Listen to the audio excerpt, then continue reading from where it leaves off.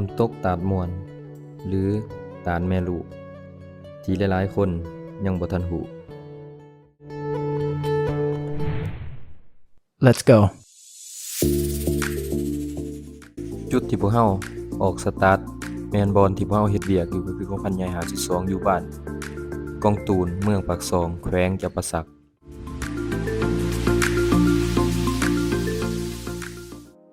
ก่อนที่จะไป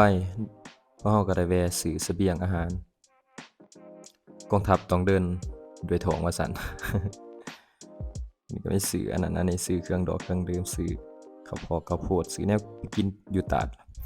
พออยู่ตาดบ่มีบ่อนขายอาหารหรือเครื่องดื่มหยังต่างๆแล้วพวกเราก็ได้เดินทางต่อเส้นทางที่พวกเราไปแม่นเส้นทางปูย่างฮอดทาง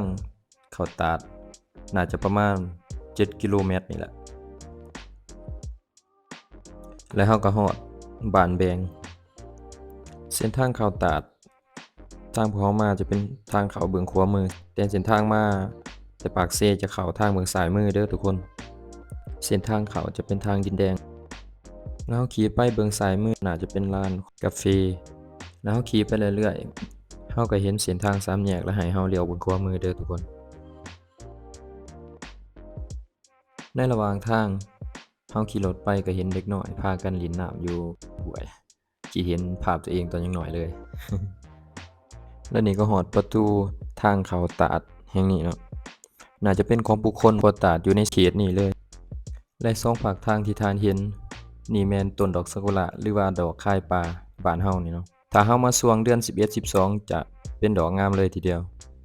เส้นทางแยกทางแดงที่เข้ามาตาดนี่ของเฮาคาดการณ์มาประมาณ3กิโลเมตรประมาณนั้นล่ะ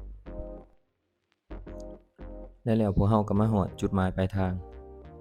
มาฮอดก็มีเจ้าของตาดเพิ่นเข้ามาเก็บค่าเข้าบริการเนาะผู้ละ 10,000 กีบ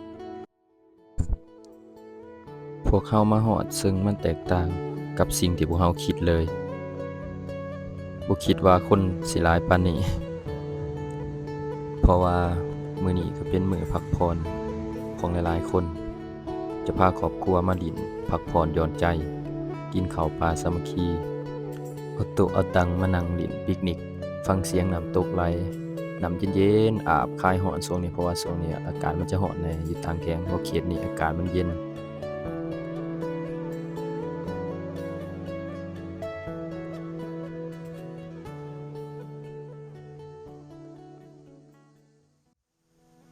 นี่ก็เป็นตาดอีกเบื้องหนึงมันจะเป็นตาดหน่อยกว่าเบื้องนั้นอีกคือหนึงว่าตาดแม่ลูกตาดใหญ่ตาดตัวนั้นจะเป็นตาดแม่ตาดนี้เป็นตาดลูกจะเป็นตาดหน่อยกว่าอยู่เบื้องนั้นอยู่ข้างๆกันเลยกับเบื้องนั้น และอีกเบื้องหนึงเบื้องนี้จะเป็นตาดน้อยกว่าเบื้องนั้นซึ่งที่ได้เว้าต้นคลิปว่าเป็นตาดแม่ลูกมี2ตาดข้างกันและอยู่ข้างๆก็มีน้องๆเพิ่นโดดดินน้ำเป็นตาม่วนคลายร้อนว่าซั่นโดดเอาโดดปึ๊ดตึ้ม